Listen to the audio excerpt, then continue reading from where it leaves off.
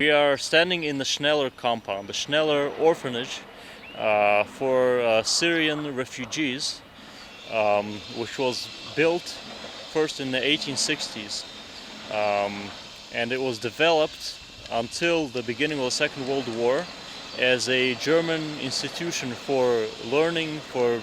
There was a publishing house, and there was also a brick factory which worked at this site. This was a center of the German Protestant community in the second half of the 19th century and during the British Mandate.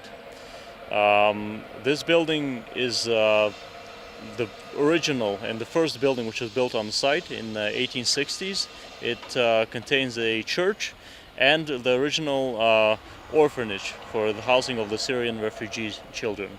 Other buildings which you see around us are residential buildings, schools, and parts of the brick factory which functioned at this site. We began the inspections when the whole area was a parking lot, and this was about 3 months ago. And our inspectors worked at digging trenches in order to find out if there's any antiquities. It's a standard procedure which we do in Jerusalem in every area in which there is a development. And little by little we began discovering parts of mosaic, pottery, parts of walls, and so we began to understand that there's an antiquity site which was previously unknown.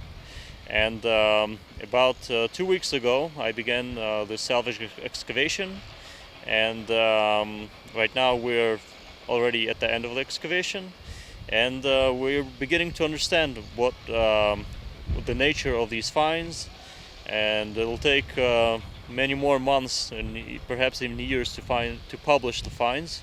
We think that all of these buildings which we see on the site surrounded a Roman villa, which was settled by the Romans in the 3rd or 4th century CE, perhaps by veterans which were discharged from the Roman army. This site has a very intimate connection with the workshop of the Roman 10th Legion, which is located about 1 kilometer to the south of here at the site of the Jerusalem Convention Center. We found over 20 roof tiles or bricks which were stamped with the stamp of the Roman 10th Legion, which means that they were produced in the workshop of the Roman Legion. We also found pottery and coins which reflect the material culture of the Romans in this period. Here we see the remains of a mikveh, a Jewish ritual bath, which is dated to the end of the Second Temple period, the 1st century BC and into the 1st century CE. What is important about this area is that this mikveh was used in the Roman period as a refuse pit. We found thousands and thousands of broken clay vessels which were dumped into the mikveh. We are checking the possibility right now that perhaps all of this material came from a pottery workshop which was located nearby. This Roman villa was involved in wine production, as we see in this very large wine press which is next to us. So this wine press is composed of 2 pressing floors. The upper pressing floor has an installation which is used as a screw press.